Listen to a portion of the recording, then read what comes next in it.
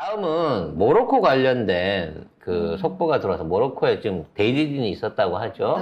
네. 윤석열이 적극적으로 지원하겠다 그랬어요. 네. 도대체 우리나라의 압사 사고에 대해서는 사과도 제대로 안 하는 놈들이, 오송 지하차도 사건에 대해서는 제대로 언급도 안 하는 것들이 이 모로코의 지진에 대해서 적극 지원을 하겠다라고 하면서 기마이를 썼죠. 아마 그것 때문에라도 뭐 꽤 많은 그 국비나 인원들이 거기로 가게 될 것 같은데, 정작 모로코를 관장하는 이 국왕이라는 놈도 이 모질이랑 크게 차이가 없는 것 같아요. 네. 일단 모로코 정부가 그 강진이 발생한 이후 12시간 동안 공식 입장을 내지 않았고요. 대응을 제때 못했습니다. 그리고 모로코 국왕 모하메드 6세가 지진 당일 모로코에 있지도 않았는데요. 건강상 이유로 프랑스 파리에 가서 에펠탑 근처에 소유한 1600제곱미터 규모의 저택에 있었던 걸로 확인됐습니다. 500평짜리 저택이라. 이거 약간 저 박근혜 생각도 좀 나고, 이 사람. 이거 당일날, 하필 지진 당일날 자기 나라에도 없었고, 그리고 왕이 뭐라고 해야 되는데 컨트롤 타워가 없는 거죠. 컨트롤 타워가 없으니까 지금 아무도 뭐라고 못 해가지고 지금 난리가 난 거예요. 지금 사람이 2,500명인가가 죽었는데. 에이, 근데 이게 상습적이랍니다. 물론 이제 아픈 건 이해는 하는데, 굳이 이게 그 프랑스까지 가갖고 요양을 해야 될 그럴 수준의 병은 아닌 정도의 수준인 거거든요. 근데 이것뿐만 아니라 2004년도에도 지진이 한 번 있었는데, 이때도 똑같은 게 반복이 됐대요. 그리고 정작, 국왕이 없으면, 네. 밑에 있는 사람들이 먼저 현장에 가는 게 이게 불문율로 안 되게끔 돼 있답니다. 그러니까 국왕이 들어올 때까지 기다려야 되는. 총리를 비롯한 뭐 관계 장관을 비롯한 모든 그 공무원들이 현장을 못 가보는 거예요. 그럼 소식 듣고 빨리라도 기어 들어와야 될 거 아니에요. 근데 그렇게 열심히 기어 들어오지도 않았다는 거죠. 더군다나 무슨 의도인지는 모르겠으나 세계에서 이제 워낙 큰 재난이 있으니까 또 스스로 수습할 능력이 부족하니까 도와주겠다라고 얘기를 하고 있는데 사람을 골라받는다는 거예요. 도움을 주는 딱 나라를. 4개국의 지원만 승인했는데요. 스페인, 카타르, 영국, 아랍에미리트입니다. 왜? 프랑스는 원래 이제 식민지 시절부터 사이가 안 좋아서 그런 거고, 아니, 전 세계에서 네. 도와주겠다고 하는데. 미국은 이 새끼들 들어오면 또 뒤통수 칠까봐 겁나서 그랬을지도 모르겠고요. 어찌 됐거나 지 마음에 들고 지랑 친하다고 생각하는 국가들 지원만 받는다라고 하는 거죠. 이거는 뭐 지 기분 내키는 데 따라 갖고 국민들, 그러니까 피해자들이 받을 수 있는 구호 혜택 자체는 필요가 없다라는 식으로 생각하는 거나 마찬가지 아니겠어요? 그러니까 하루라도 모든 재원을 다 쏟아 부어 갖고 구호에 열심히 해야 될 국왕의 위치에 있는 놈이 전혀 그럴 생각이 없다는 거죠. 희한하네. 그러면서 전 세계가 도와주러 오는 가난하고 상처받은 나라로 비치는 걸 원치 않는다. 자존심상 구걸하고 싶지 않다. 뭐 이런 이미지를 내세우고 싶은가 봐요. 근데 이 국왕 자체가 아프리카에서 가장 부자예요. 진짜? 개인 재산이 헐. 3조 원이 넘고 전 세계에서 15위 정도 되는 부자예요. 그리고 이 사람이 굉장히 결혼도 늦게 했어요. 39살에 했고 이미 왕위에 오른 다음에 했고 왕비가 조금 지적이고 약간 엔지니어 출신인데 이렇게 약간 평민 출신이어가지고 그 이전에는 모로코 왕가 내밀한 얘기가 절대 밖으로 나오지 않았는데 이 왕비는 약간 이제 여성들에 대해서도 제대로 인권이 존중해주고 뭐 이런 식 얘기를 해가지고 이 왕이 헌법까지 고쳐가지고 그런 걸 해줬는데 그럼 지금 이 왕의 상태는 어떠냐면은 굉장히 은둔을 하고 있어요. 언젠가부터. 그래서 이유를 알 수 없어요. 우리랑 비슷하네. 은둔하고 있다가. 정말 은둔하고 있어요. 그러니까 국사에 술 마시러- 관심이 없고, 프랑스 가 있고. 프랑스나 가 있고, 외국이나 가 있고, 뭔 일이 생겨도 컨트롤 타워로서의 기능을 전혀 안 해주고 축구나 보러 가고. 국민들의 안위는 관심이 없고 기마이나 쓰고 어. 결국 그러고 보니까 우방국이라고 하는 나라 스페인, 카타르, 영국, 아랍에미레이트가 국왕이 있는 나라들이네요. 그러니까 왕 친구들이 도와준다는 것만 받고 평민인 대통령이 도와준다는 걸 안 받는 그런 수작인가 보네요. 그러면 우리 것도 받지 마. 근데 혹시 성렬이가 도와준다 그러면 윤석열은 안 받아라고 꼭 거절해 주시기 바라겠습니다. 필요한 지원을 아끼지 않겠다라고 모로코 지진을 위로. 누가 보면 돈 이때만큼 쌓아놓고 야 돈 필요해? 야 필요한 지원 아끼지 마. 우리 돈 저기 던져줄 수 있어. 그거 네 돈 아니야. 우리 국민들 돈이야. 우리 국민은 죽든 돼지든 상관하지 않겠다. 왜 찍어주니까? 네. 개돼지들이니까. 에이, 진짜. 열 쳐받는 아우, 소식이었고요. 네. 넘어갑시다. 아유. 이 나라 국왕을 모시고 있는 모로코가 불행한 건지 윤석열이 대통령을 하고 있는 대한민국이 더 불행한 건지는 아니 근데 내가 봐선 도찐 개찐인 것 같아요. 전 세계가 이래요 지금. 어. 남미 말고는 전 세계가 이상한 애들이 다 왕이 있고 대통령이 되고 그러고 있어. 총리가 되고. 이 경제 관련한 얘기 좀 더 추가로 해볼까 하는데요. 자, 9월 달에도 계속 수출이 감소하고 있고, 무역 적자가 9월 1일부터 10일 통계만 16억 달러 이상 적자를 내고 있다고 합니다. 네. 9월에도 수출 감소세 이어가고 있고요. 특히 반도체 수출이 28.2%나 감소했습니다. 또 국가별로는 중국에 대한 수출이 17.7%나 감소했습니다. 계속해서 중국은 목을 조이고 있어요. 관계 개선이니 어쩌니 윤석열은 좋은 얘기하고 있고 시진핑 방안을 기대하고 있지만 중국은 의도적으로 계속해서 한국의 주요 수출품들을 현재 받아주지 않으면서 한국 경제를 고사시켜가고 있는 근데 거거든요. 무역 적자 16억 달러 하면 잘 모르겠잖아요. 네. 한 2조 정도 됩니다. 2조 원 정도 됩니다. 근데 적자 1조 뭐 8천억 원? 뭐 우리가 장사 못해갖고 적자 내는 아니다. 것보다 윤석열이 매달 가서 퍼주고 있는 이게 더 많아요. 2조 1180 네. 뭐 6억 원 이 정도 되겠네. 어. 근데 윤석열은 한 번 나가면 기본이 3조잖아. 뭐 고스톱이야? 어? 그냥 기본이 3점이에요, 얘는 지금. 그러니까 매달 거의 이렇게 깎아먹고 있는 소리예요 지금. 매달도 아니지 지금 10일치잖아. 지난달인가요? 아. 지지난달이죠. 2달 연속으로 수입 감소로 인해갖고 무역 흑자가 났다. 그래서 이게 더 불황형 흑자로 더 위험하다 그랬을 때 걔네들이 뭐라 그러냐면 경제 회복 지표, 경제 회복하는 모습이 보인다 이러고 개구라를 쳤거든요. 네. 근데 7, 8월 딱 끝나고 나니까 다시 그나마도 뒤집혀져 버렸어요. 추경호가 맨날 하반기에 괜찮을 거다라고 했잖아요. 지금 우리가 환율이 1,300원대를 넘어갔고요. 유가는 1,900원대를 넘어서고 있습니다. 망하고 있어요. 그리고 계속 무역 적자가 일어나고 있으며 지금 국민들의 사실상 실질 소득은 올해 물가가 최고조로 오르고 있기 때문에 매달 3%씩 오르고 있기 때문에 거의 1년을 합쳐놓고 보면 30%에서 40% 이상 물가가 작년보다도 올라가고 있는 상황에서 소득은 제자리 수준인 거예요. 이 모든 고통을 지금 국민들이 다 감내하고 있는 상황이거든요. 근데 경제에 문제가 없대. 그리고 할 수 있는 게 없대, 정부가. 그리고 괜찮대잖아 계속. 도대체 누가 괜찮고 뭐가 괜찮은 거야? 하반기에 괜찮다고 그때 추경호가 얼마나 자신 있게 얘기했습니까? 그리고 또 지금 안 좋으면 9월 달에 괜찮다. 9월 달 아니면 10월 달에 괜찮다. 한두 번 소화요? 아유. 이제는 원자재를 사올 돈 자체가 없어요, 정부가. 그래서 지금 있는 상황에서 세수도 부족한 상황인데다가 수출도 줄어들고 있기 때문에 연말에 가갖고 법인세 정산하잖아요. 작년에 비해서 더 많이 까질 겁니다.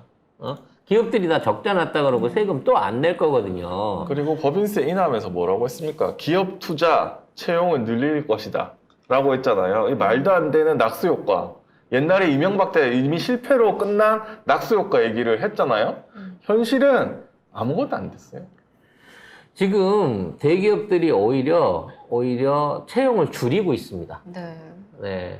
네, 그리고 거기에 대해서 정부가 채용을 좀 강제를 하든지 아니면 그에 대한 어떤 유도를 할 수 있는 정책이나 어떤 꽃감을 던져서라도 이 대졸 출신 대학생들에 대한 취업률을 어느 정도 올려줘야 되거든요. 왜냐면 그게 눈에 보이는 지표야. 대기업들이 고용을 늘려야 중소기업도 따라 늘려요. 아, 일이 좀 많아지는가 보다. 근데 반대로 대기업이 먼저 줄이기 시작하면 중소기업은 더 많이 줄여야 됩니다. 그래서 이 고용률이 그동안 문재인 정부 때 사상 최고치를 찍을 만큼 계속 성장을 해왔어요. 근데 문정부 끝나고 나서 윤정부 들어오고 난 다음에는 현재 실업률이 대학생 실업률이, 졸업 대학생 실업률이 거의 지금 50%에 육박하고 있다고 합니다. 그러니까 취업률도 문제고 고용을 했다 해도 좀 불안정한 곳에서 일하는 분들이 늘었다고 합니다. 당연히 좋은 일자리는 줄어들었죠. 문재인 정부 때 했던 정책이 뭡니까? 일자리 정책, 일자리 우선 정책이었잖아요. 좋은 일자리가 경제를 살린다. 그래서 실제로 굉장히 많은 일자리들이 만들어졌고 그로 인해서 실질 소득이 증가를 했고 그로 인해서 내수가 돌아갔단 말이에요.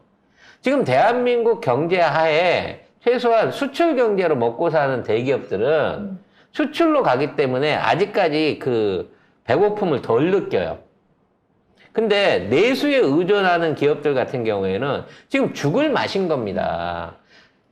풀밭에 있는 풀이 적어지다 보니까 토끼가 굶어 죽고 있고요. 당연히 토끼를 먹고 살아야 되는 사자들은 더 고통스러운 현상에 빠져가고 있다는 거죠.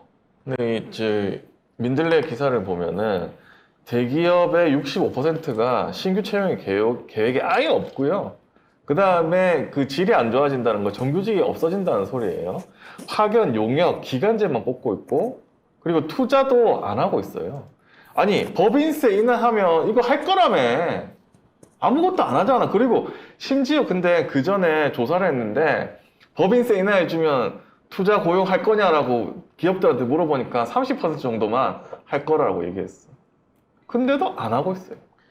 결과적으로 지금 있는 상황에서 경제를 살리기 위해서는 대대적인 경기 부양책이 필요합니다. 가장 대표적인 경기 부양책은 보조금 같은 형태로 돈을 시중에 풀어가지고 어떻게든 시장이 움직일 수 있도록 여력을 주는 거예요. 이게 가장 보편적인 방법이고 국가들이 쓰는 방법인 거죠. 근데 우리나라는 이와 같은 지원금을 푸는 게 아니라 대출을 계속해서 늘려주고 있어요. 그래서 지금 대출 비율이 GDP 관련한 대출 비율이 OECD 국가 중에 우리가 1위입니다. 가계 대출이 지금 심각한 수준으로 늘고 있고 연체율도 엄청나게 올라가고 있는 거예요. 이건 시한폭탄을 돌리는 행위입니다. 언젠가 저 빚을 터져요, 누군가가 떠안지 않으면 터지게 돼 있거든요. IMF 때 어디서 제일 많이 빚이 터졌습니까? 농가 부채에서 터진 거잖아요.